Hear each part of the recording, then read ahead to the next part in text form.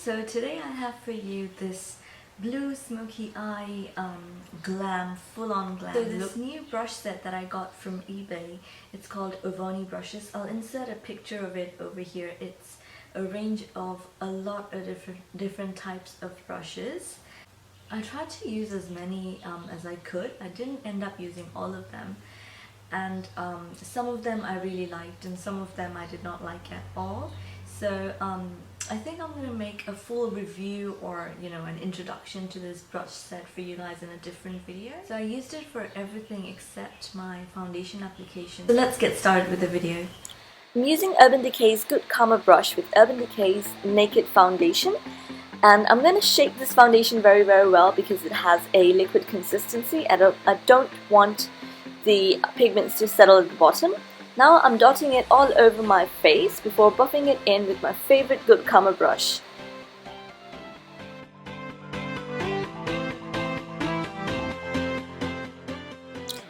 Hooray! I'm going to open my Ovonni brush set for the first time for you guys.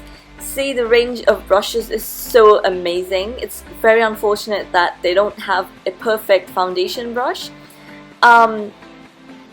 So you have a range of face brushes, you have a range of eye brushes, and I really want to try them out, and fingers crossed for that. The first one I'm using is for my concealer, and the concealer I'm using is from Benefit Cosmetics. I'll just dot it underneath my eyes with this new brush.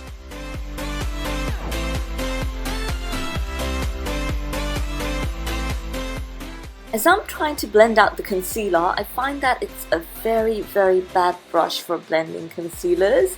I just zoomed in for you guys and I was extremely disappointed with this brush at this time. So I went back with my Good Karma brush to just fix things up.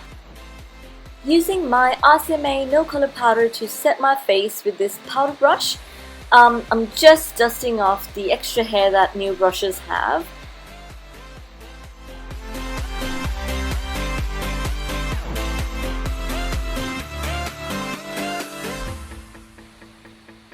I'm using a darker shade of MAC Mineralized Skin Finish to prep my skin for bronzing, and I'm using a smaller size powder brush to apply this on my contouring areas.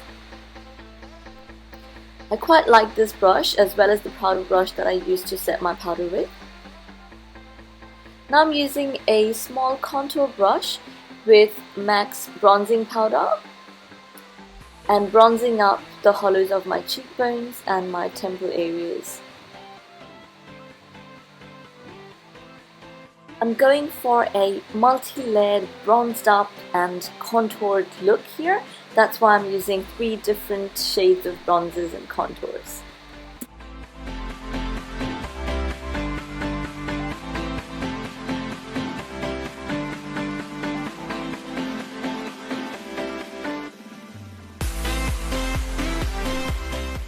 I'm taking Benefit's Hoola, using the same brush, sculpting out my cheekbones. This is a very good shade for contouring. It is coming off as a bit more orangey on the camera.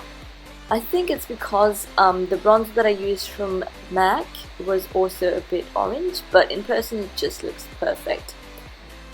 Remember the brush that I did not like at all? So I used the same brush to contour my nose, and I really like it for this purpose. Now I'm using this highlight shade from Makeup Store. All the information would be down in the description box for you guys. And I love this champagne color. It's a cream contour, and I'm dotting it over my cheekbones and then blending out with a new brush. This brush I think is perfect for highlights. I've already done my eyebrows off camera, but now I'm just using a concealer with an amazing brush from the Ovonni kit to curve out and highlight my eyebrow area. I think this makes a very big difference in any makeup look. So if you guys have some time, then you definitely should clean up your eyebrows and highlight the area to make it pop, and of course you have to blend it out after that.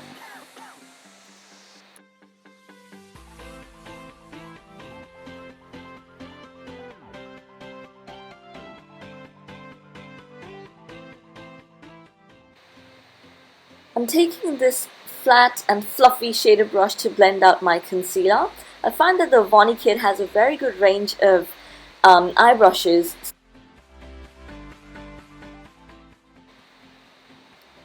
Now I'm taking an amazing indigo shade from KLARA Cosmetics eyeshadow. This eyeshadow is so blendable and so pigmented that I can't believe that I haven't been using it for so long. So I just packed in the color and now I'm just blending it with the shader brush to create a canvas of the area that I want to apply the eyeshadow to. I just took a shade from the Sleek Divine palette and using a very precise blending brush, which is a flat blending brush, I'm carving out the area just above my lids. Now I'm taking a fluffy blending brush, another shade from the Sleek palette, and muting out the area in my crease. This is just to warm the area a bit more. So you just have to keep blending and blending and blending until you receive the best transition that you ever can. So I'm going back to using the blue color again to pack on my eyelids. It's because some of it has been removed while I was blending out. So with a clean blending brush, I'm blending the area once again to have a very nice transition. Now using a pencil brush and another shade from the KLARA Cosmetics, I am highlighting my inner corners. Now I want my inner corners to be very intense, so I'm going in with the MaryLouManizer highlight shade and the same pencil brush and packing in with this color. It's important to blend out this so that the transition is very smooth. So I'm taking a clean blending brush and blending out my inner corners with my main eyelid shade.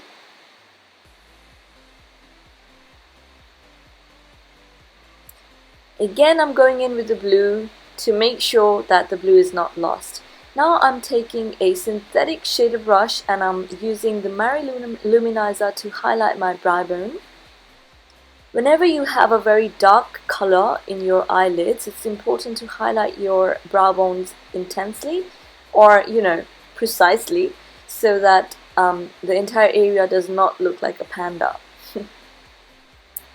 I'm taking this nude pencil from Rimmel to draw out my waterline, and then Inglot Cosmetics gel eyeliner to do my eyeliner.